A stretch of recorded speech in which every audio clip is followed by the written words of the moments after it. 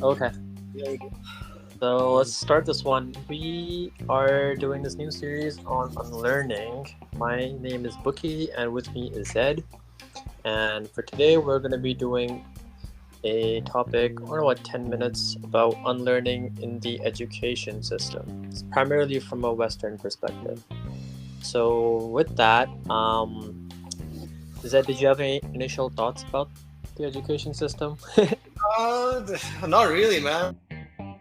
Like, I guess the most interesting thing I learned recently was about like how much it was influenced by John D. Rockefeller, because he Yeah, wanted people to sort of be more as like assembly line workers than people who would innovate. Because like I know this much about him, that he was very he didn't like competition, yep, and yep. pretty much to a pathological extent where like where like I guess even kids would be a future competition for him. So he pretty much used all his money, power, and influence to set up Yeah, education in a certain way. But yeah, yeah, I mean, that's as much as I know.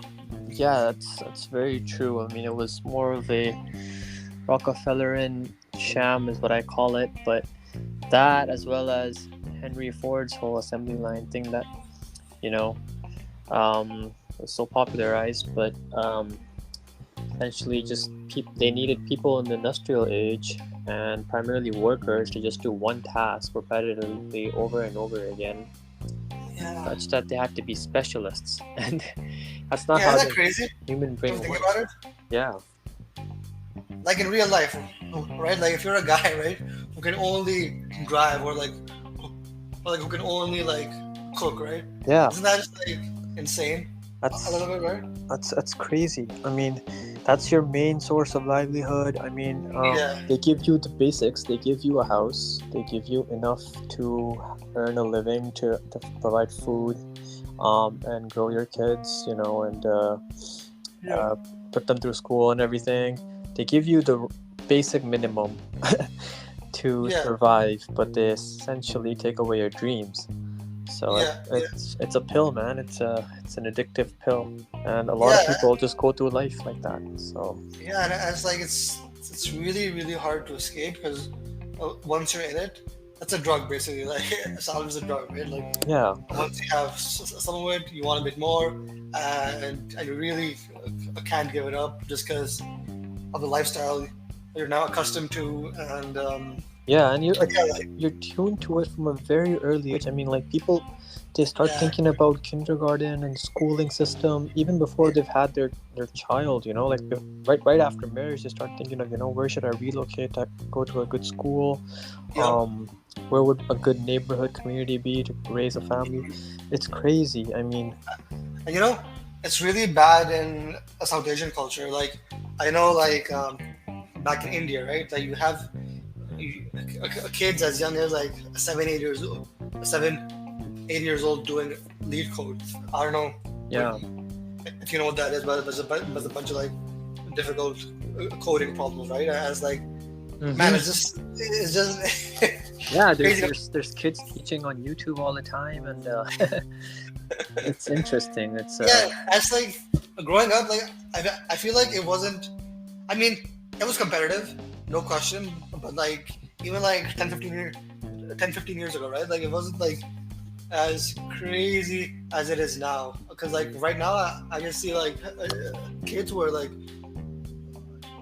doing like next level things. yeah. Get ahead, It's interesting because I'm going through this book right now. It's called Range, written by David Epstein, where he puts up this argument that generalists, that is people that go into various different sectors in society and try out various different things. So maybe Yeah. try out multiple instruments, or Sure. try out multiple sports. They end up doing better than people that specialize at such an early age. Like people, like kids teaching coding at the age of 6 or 7. That just makes no sense to me. and that's not an occupation that's they've chosen. Obviously, it's their parents. They told them that, what, in India or in Pakistan, if you want to go ahead, you have to be affiliated with computer science, software coding. So they choose that path, and it just diminishes their other qualities and skills. And some of the kids end up dropping out and just like leaving it and saying that this wasn't something that I wanted, it was something that was put on me by my parents. And what the biggest loss is, right? Okay, so here's my life philosophy, right? Where it's like you can't really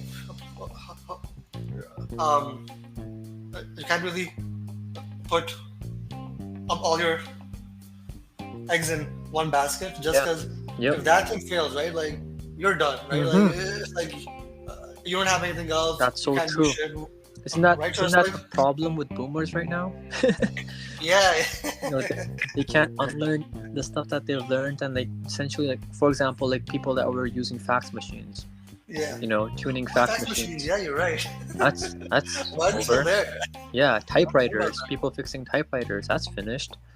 All these various occupations, and people just they've been doing the same thing for 20-30 years, and now they're out of jobs. They can't do anything. Pretty much, yeah. So yeah, man, it's I don't know, man. I feel like the school system is fraud. I feel like I have very what's it called? It's like strict things about, or like just really negative things about the school system. Just really negative things, and I feel like there's to a point. I don't even blame you. Yeah. Because think about it, right? A lot of people after the boomers, right? They went to school, got an education, and did all that, right? Even for us, right? But then for us, as time goes on, we have like more and more diminishing returns. Yep. We have to compete more and more for less and less. Yeah. It just seems like something is fundamentally wrong here. Yeah, there's something fundamentally broken. Even the boomers that had more skills than just fixing typewriters and stuff. Like for example, if they were engineers, they were a little bit more skilled. Yeah. Even they're not able to fund their retirement, and they have to like work after retirement just to make ends meet. And I just says so much about how backward our school system is, and all the incorrect things that we were taught.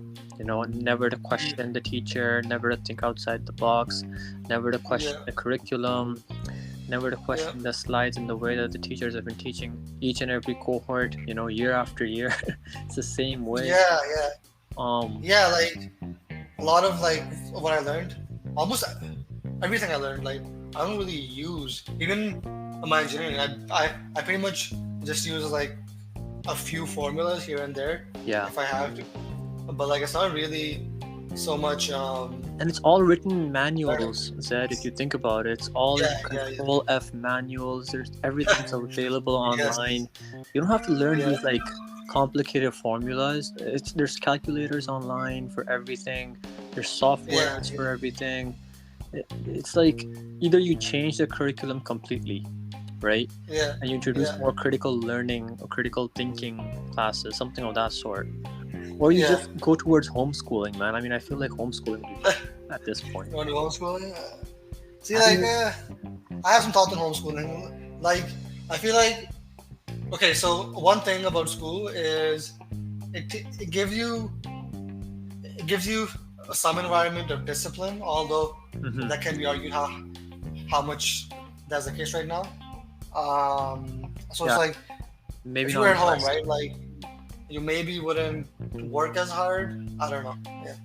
But even if you think about it, is that right now in our like daily grind or 9-to-5 work environment, you're not productive 8 hours a day. You're productive probably like 3 or 4 hours a day maximum.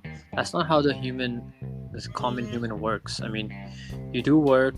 Yeah, you're pushed into meetings by your superiors, and you're pushed into doing deadlines and work and stuff like that. Like, I get that point. That's probably where the teacher would come in for an average child. But if you're telling an average child that, all right, you have these courses, math, science, social studies, all the basics, And Yeah. if he's not doing well in all of them, is that a measure of his intelligence? No. Oh, really? No. No, it's not. It's like there's no Yeah. correlation between, getting A's in school and doing really, really, really well later on. There's literally no. I mean, people that have dropped out have done much better, and there's examples of that too. There's outliers everywhere. So there's no. Yeah. Yeah. Well, okay. I get the discipline argument though. That's true. There is some sort of discipline, but homeschooling. I mean, I feel like if your parents can tag team it that way, you don't have to homeschool like 9 to 5 in the morning to the afternoon. Nothing like that. You can do it like after you get home or something like that. But there's more flexibility essentially, and with the 21st century, everything could be taught online. Everything's open source. Yeah. That's the biggest thing for me. It's like, why isn't everything online? Yeah. Everything. Yeah. But yeah, I guess I'm about at your limit now, so I'll let you. Yeah. So just high level. I mean, yeah, there's so much to unlearn in the education system, and